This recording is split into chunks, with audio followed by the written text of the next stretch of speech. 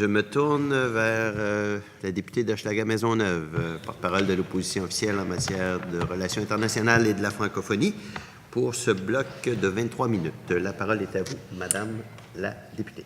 Merci, Monsieur le Président. Alors, je vais poursuivre le bloc précédent. Juste un petit rappel, la ministre nous a dit tout à l'heure qu'il y avait quand même 16 personnes, mais on parlait d'Asie-Pacifique. Tokyo est au Japon et il y a 12 personnes au Japon. Alors, il reste quand même au bureau de Beijing ce qui restait à Beijing et Pékin, Beijing et Shanghai, il ne reste, c'est seulement 4 personnes qui sont là. Donc, une personne en moins ayant M. Dussault qui n'y sera pas versus 12 personnes à Tokyo et 2 personnes à Hong Kong. Alors, juste qu'on précise là, que les données, on est toujours à seulement 4 personnes pour la Chine. Ça, c'est les données en tant que telles. Mais on va retraverser de ce côté-ci du globe. On va parler de Washington. Alors, la ministre a pris la décision de rapatrier la personne responsable du bureau de Washington. Et j'aimerais comprendre les motifs de ce rapatriement qui s'est fait de façon, on pourrait dire, précipitée. C'est la décision de la ministre, mais j'aimerais comprendre pourquoi la ministre a rapatrié Mme Beaulieu. Merci, Madame la députée. Madame la ministre. Merci, Monsieur le Président. Alors, c'était la décision du gouvernement précédent d'augmenter le nombre de personnes au bureau de Washington. Lorsque nous sommes arrivés, lorsque je suis arrivée en poste et que nous avons regardé nos efforts budgétaires et comment on devrait concentrer le travail. Alors, nous avons décidé de faire en sorte que le bureau de Washington soit ramené à 2 personnes. Donc, nous avons toujours une présence à Washington. Nous avons mis fin, c'était des contrats, nous avons mis fin au contrat qui avait été accordé aux 2 personnes qui ont été ramenées. Et on regarde en termes d'argent, bien, on parle d'une économie de 308 000 $. C'est pas rien. Et donc, on fait en sorte que le bureau de New York poursuive ce qu'il faisait auparavant et que soit la principale antenne, le principal bureau dans cette région des États-Unis. Merci, Madame la ministre. Madame la députée d'Hochelaga-Maisonneuve. Merci. Mais je comprends que, comme le bureau de Moscou, c'est l'ancien premier ministre Jean Charest qui avait souhaité justement que le bureau de Washington, puis on sait que Washington est une plaque tournante, là. C'est quand même pas une ville de second ordre aux États-Unis, et bien au contraire. Et la présence du Québec à Washington, elle est importante, elle est stratégique. Et d'ailleurs, c'est Jean Charest qui avait fait que le bureau du Québec serait pas un bureau du tourisme, justement, et ça depuis 2008. Alors, est-ce qu'il y aura une nomination éventuelle pour le remplacement de Mme Beaulieu ou dorénavant, ce sera le bureau de New York qui assumera par des allers-retours le bureau de Washington? Alors, je voudrais juste comprendre comment seront répartis les effectifs là, à Washington. Est-ce qu'il y a actuellement un attaché politique américain, il y a une adjointe de nationalité française, puis un conseiller américain dont le contrat se termine à la fin de l'été, donc il reste 2 personnes. Comment va être occupé le bureau de Washington? Est-ce qu'il y aura quelqu'un qui sera nommé éventuellement, peut-être une autre personne? Et d'ici là, je comprends que c'est le bureau de New York qui assumerait de façon partielle. Alors, je veux juste comprendre l'organisation du travail, parce qu'il y a là un important bureau, et le bureau de Washington est important stratégiquement. Madame la ministre. Merci, Monsieur le Président. En fait, c'est une réorganisation. Nous ramenons à New York la mission de New York telle qu'elle était lorsque nous avons quitté les affaires. Washington, je répète, Madame la députée, en tout respect, c'est l'ancien gouvernement, l'ancien ministre qui a décidé d'ajouter 2 personnes au bureau de Washington. Nous avons décidé de réorganiser puisqu'il y avait aussi des économies à faire de ce côté-là. Le travail peut très bien se faire à partir de New York. Washington a une mission plus politique. New York, c'est une mission économique. Ce n'est que, je pense, c'est même pas 2 heures de train entre Washington et New York. C'est pas très, très loin et ça peut se faire de façon très, très efficace. C'était ça avant, lorsque M. Parisella était délégué du Québec à New York. Il faisait très bien son travail. La délégation de New York peut très bien faire ce travail. Ça fait partie de ses responsabilités. Ça a toujours été comme cela. Et nous avons décidé de ramener les choses telles qu'elles étaient lorsque nous avons quitté les fonctions et de ramener les 2 personnes. Nous avons mis fin à leur contrat. C'est une réorganisation que nous avons décidé de faire. Merci, Madame la ministre. Madame la députée d'Hochelaga-Maisonneuve. Écoutez, Monsieur le Président, vous comprenez qu'on peut être surpris de cette décision quand on regarde que les autres provinces canadiennes, entre autres l'Alberta, l'Ontario, le Manitoba, sont représentées quant à elles à Washington. Washington, c'est aussi l'endroit des grands think tanks, des grandes universités, du Congrès américain, les grandes institutions, Banque mondiale, Banque interaméricaine de développement, le FMI, c'est à Washington ça se passe, là. Alors, on comprendra que c'est une décision qui est difficile à comprendre. La Caisse de dépôt vient d'ailleurs d'ouvrir un bureau, 300 000 d'économies pour perdre, dans le fond, un positionnement stratégique à Washington. La misère à comprendre, là. Alors, puis Washington au profit de Houston. Alors là, je peux pas. On a de la misère à comprendre l'orientation stratégique gouvernementale de préférer Houston à Washington. Merci, Madame la députée. Madame la ministre. Bien, c'est-à-dire, c'est pas de question de préférer Houston à Washington. C'est une question de faire en sorte que, d'ailleurs, je souligne, quand vous parlez des autres provinces, les autres provinces sont installées à l'ambassade du Canada, ce qui n'est pas notre cas. Nous avons décidé de réorganiser le bureau de Washington comme il était au moment où nous avons quitté les affaires, et nous avons décidé de faire en sorte que le bureau de New York prenne tout le volet économique de sa mission, le prenne pleinement, et le bureau de Washington prenne le volet politique. Maintenant, pour ce qui est de Houston, c'est un territoire américain où il y a un potentiel sur le plan économique énorme. C'est la 7e, je pense, la 7e plus grande ville des États-Unis. Je pense qu'aller s'installer là, d'avoir une antenne là, c'est pas quelque chose qui est... c'est pas quelque chose qui est inutile, puisqu'il y a, évidemment, notre priorité, c'est l'économie, et c'est faire en sorte que les moteurs de l'économie se remettent en marche. Alors, c'est la décision que nous avons prise pour Houston, et je pense que c'est une excellente décision. Pour ce qui est de Washington, de Madame la députée, je respecte votre opinion. C'est une décision qui avait été prise sous votre gouvernement. Nous avons respecté votre décision à ce moment-là. Vous avez droit, évidemment, nous sommes dans une démocratie, à ne pas être d'accord, mais nous pensons que c'est le meilleur moyen de déployer nos énergies et de déployer nos effectifs, c'est de le faire de cette manière-là. Merci, Madame la ministre. Madame la députée d'Hochelaga-Maisonneuve. Oui, bien écoutez, j'ai quand même de la misère à comprendre, là. Je comprends qu'on n'a pas la même opinion, puis c'est bien correct. C'est comme ça en politique, mais c'est un drôle de message qu'on envoie à nos partenaires du Sud à l'effet qu'on va prioriser Houston versus Washington, je comprends aussi que c'est le directeur du cabinet du premier ministre qui a le dossier des États-Unis. C'est d'ailleurs son seul dossier international. Et c'est lui qui donne la priorité aux États-Unis.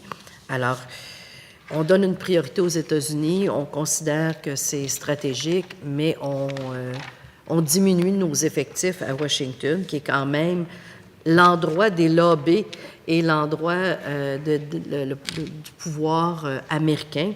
Alors, et de préférer à cela d'avoir une personne déléguée de New York, ça doit être à 2 heures de train.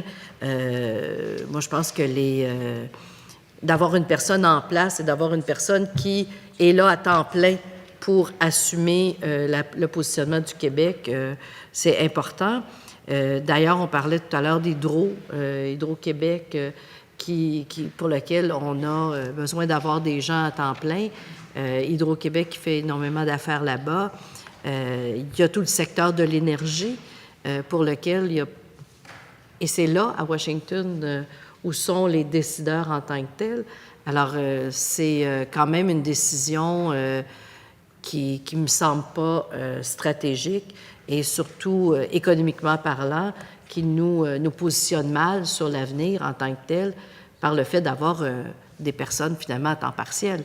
À moins que la ministre nous dise qu'éventuellement, il y aura une autre personne de nommer, ce qui sera son choix aussi, mais d'abandonner Washington, parce que c'est un peu l'image que cela donne en ayant retiré les personnes, eh bien, moi, je pense qu'on donne une mauvaise image de notre intention réelle au niveau de notre présence tant économique que notre présence tout court, finalement.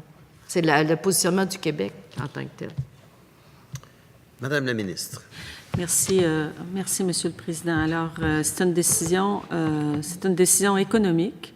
Il ne faut pas penser là, que les gens qui nous écoutent pensent qu'on a fermé le bureau de Washington. On n'a pas fermé le bureau de Washington. Nous avons ramené le bureau de Washington à 2 personnes pour être capable de faire en sorte que l'on concentre tout le travail et le volet économique au bureau, à la délégation de New York. Et il faut aussi comprendre que notre relation avec les États-Unis, elle se fait avec les États américains. C'est là que notre relation est la plus forte et ce n'est pas... la relation avec Washington est importante, certes, mais notre travail, notre focus doit être fait avec dans nos échanges avec les États américains. Et sur l'hydroélectricité, Madame la députée a tout à fait raison. D'ailleurs, lors de mon séjour à Chicago, j'ai eu une conversation avec un représentant du gouverneur de l'État de New York qui nous disait qu'au cours des 18 derniers mois, sur les beaux projets ou enfin les discussions qui avaient été entamées, il se trouvait un peu au neutre. Donc, j'ai senti, en fait, ça nous a conforté dans notre décision, c'est-à-dire il y a des choses à reprendre, il y a des discussions qui ont été mises sur la glace, il y a des discussions à reprendre et je pense que la délégation du Québec à New York doit se concentrer et c'est son travail sur le caractère économique de sa mission. Il y a un potentiel énorme et il faut qu'on le développe. Alors, c'est comme ça que nous avons décidé. Je comprends que la députée dise qu'elle ne comprend pas, mais j'essaie de l'expliquer le plus clairement possible. Et nous avions à ce moment-là des interrogations sur pourquoi, quel message voulait-on envoyer aux Américains en augmentant de 4 personnes, c'est-à-dire de 100 le bureau de Washington. On se posait, nous aussi, de notre côté, des questions sur les intentions politiques de cette décision. Merci, Madame la ministre. Madame la députée d'Hochelaga-Maisonneuve, en mentionnant qu'il reste un peu moins de 10 minutes. Merci, Monsieur le Président. La ministre nous a informé tout à l'heure qu'au niveau aussi du bureau d'Atlanta, on a réduit d'une personne. Il y a un soutien important qui est fait au festival South by Southwest qui est fait. J'aimerais savoir ce qui va en advenir de ce soutien-là et comment on compte maintenir la présence du Québec qui est importante au maintien de ce festival. Madame la ministre. D'abord, South by Southwest est situé au Texas. C'est à Austin, au Texas. Donc, c'est au Texas que ça se passe, ce festival-là. C'était Atlanta qui s'en chargeait parce qu'on n'avait pas de bureau au Texas. La contribution du Québec est faite via la SODEC. au festival South by Southwest. Et il y a aussi une contribution du ministère du Développement économique parce qu'il y a un volet nouvelles technologies qui est très, très important dans ce festival-là. Il y a un volet cinéma et il y a un volet musique. Je pense que la présence du Québec à ce festival n'est pas remise en question. C'est un effort qui est fait avec plusieurs partenaires. Il y a M pour Montréal aussi qui est dans le partenariat. Alors, il y a plusieurs... c'est un partenariat qui fait en sorte que chacun met un peu d'argent, puis ça fait de notre présence une présence assez importante. Alors, ce n'est pas remis en question. Quant à nous, notre présence à South by Southwest, elle est sous le label, sous la vocable, ou enfin, qui s'appelle Planète Québec. C'est New York qui va s'amener. Merci, Madame la ministre. Madame la députée de Hochelaga-Maisonneuve. Merci beaucoup. Alors, concernant le festival, je comprends que les effectifs transférés de Atlanta vers Houston vont permettre de maintenir nos énergies à l'intérieur du festival. C'est ce que j'en comprends. C'est-à-dire, ce festival, je vous rappelle que c'est quand j'étais ministre de la Culture qu'on s'est impliqué dans ce festival. Alors, je dois dire que j'étais très fière parce que je suis allée sur le terrain à 2 reprises de voir l'impact que nous avons lors de ce festival. Parce qu'on a souvent l'impression qu'il y a une barrière linguistique et quand on arrive là et qu'on voit ce qui se passe, on voit que ce n'est pas uniquement... c'est une question de talent musical et on voit que le Québec se démarque énormément. Alors, pour nous, South by Southwest doit être maintenu, on doit continuer d'appuyer South by Southwest et ce ne sont pas des sommes énormes. La SODEC, avec les autres partenaires, développement économique, on ne parle pas de sommes là, gigantesques et c'est un festival que les artistes apprécient. Même, il y en a qui y vont en voiture, puis ça leur prend des heures et des heures à atteindre la ville et qui découvrent à quel point c'est un festival qui est important. Alors, il y a d'autres partenaires. Les partenaires sont là. C'est nous qui l'avons appuyé en tout premier. Nous ne l'avons pas créé, mais nous l'avons appuyé. L'initiative est venue. Ce sont des jeunes partenaires, M pour Montréal, entre autres, qui ont décidé de faire cet événement-là. Nous ont demandé un partenariat. Nous avons accepté de le faire et je pense que nous allons continuer à appuyer South by Southwest. Merci, Madame la ministre. Madame la députée. Alors, vous m'en réjouissez, Madame la ministre, parce que on sait que tout le volet médias sociaux est assumé justement par le bureau d'Atlanta et faut s'assurer que malgré la coupure d'une ressource à Atlanta, ce volet-là sera maintenu. Alors, c'est ce que vous nous confirmez est à cet effet. On peut juste s'en réjouir. Je peux ajouter, Monsieur le Président, que nous avons une direction ici des communications qui est très, très au fait des médias sociaux. Ils sont vraiment, leurs connaissances sont très pointues. Et aussi, la relève va se prendre par le bureau de New York c'est le ministère de la Culture qui est un ministère important dans le dossier via la SODEC et le bureau de New York va prendre la relève d'Atlanta, ainsi que ici la direction des communications. Madame la députée. Alors, Monsieur le Président, au terme de ce bloc en tant que tel, ce que ça nous résume, là, je vous dirais, Shanghai, on n'a pas de directeur pour un an et demi encore. Moscou, c'est la fin de la présence du Québec. Washington, c'est la réduction du personnel. Et finalement, il n'y a plus de directeur à Washington en tant que tel que nous l'a annoncé la ministre. Atlanta, une seule personne. Le rapatriement à New York, entre autres, là, des médias sociaux qui étaient faits par Atlanta. Fin de la présence au Chili par la fermeture du bureau de Santiago. Fin de la présence du Québec en Corée par la fermeture du bureau de Taipei. C'est des gros changements, Monsieur le Président. Mais j'aimerais que la ministre puisse débuter le début, parce qu'on y reviendra. Au crédit, on nous parlait de 8,5 millions de coupures au niveau des représentations du Québec à l'étranger. À date, avec ce que la ministre vient de nous dire, je comprends qu'à Moscou, elle nous a parlé d'une coupure de 879 000, à Washington de 308 000. On est loin de 8,5 millions.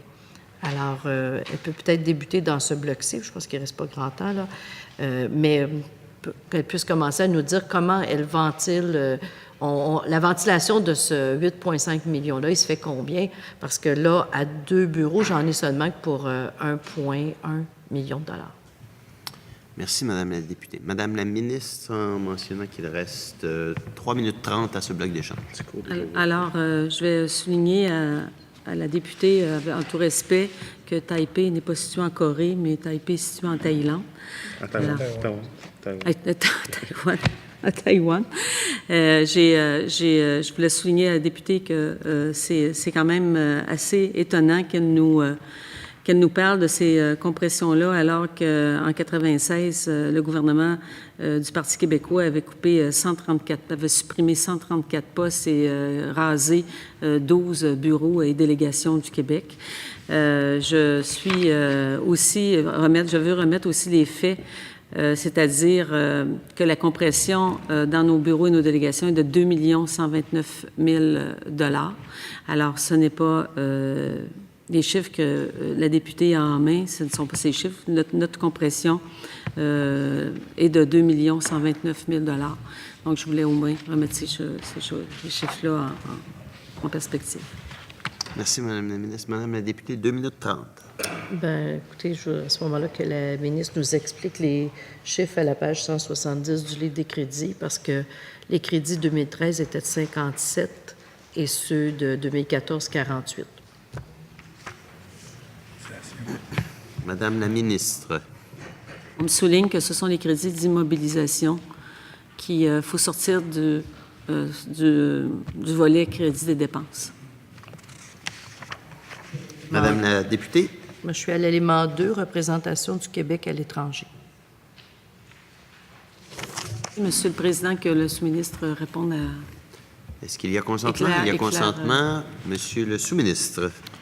Oui, merci, Monsieur le Président. Alors, effectivement, on inclut des crédits d'immobilisation. On prend une réserve pour le maintien des actifs et la maintenance de nos actifs immobiliers à l'étranger. Donc, nous, notre budget de dépenses pour l'année qui vient, en 14-15, est de 94,7 millions de dollars.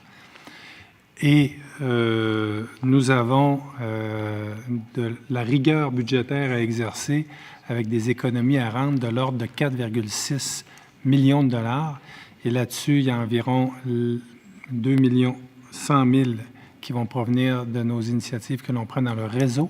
Et le reste va provenir des initiatives que l'on va prendre au siège. Et les contraintes que nous avons par rapport aux économies générées par les gains de productivité et la réduction des budgets de fonctionnement sera pris entièrement au siège pour ne pas affecter le réseau. Je vous remercie. Il reste quelques secondes. Ça va, on repart.